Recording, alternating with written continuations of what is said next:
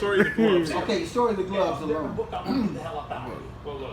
So you show the gloves. Yeah. This is Tommy Smith, 200 meters.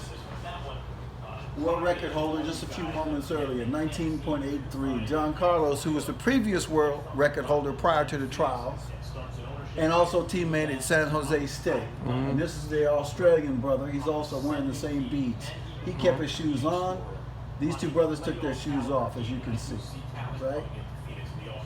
The night before, or a few days before, Lee Evans was the brain behind the black berets that they wore on the 4x4 team when they won, and on the individual 400 event, they wore black berets. These brothers didn't, and they had the black gloves by then. They didn't have the black berets toward the end of the Olympics. And 4x4 is last.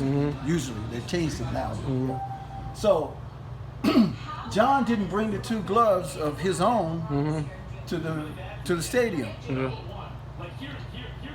Tommy had a pair, and then the Australian brother said, "Why don't one of you take one, and then Tommy, you take the other." Yeah. Okay, and he's wearing the beads, they're wearing the medals, and they didn't know exactly what he didn't know exactly what they were going to do, but yes, and he's acting like he's unaware, but he knew what was going on. Yeah, he knew. And of course, they were pallbearers in his funeral. Oh.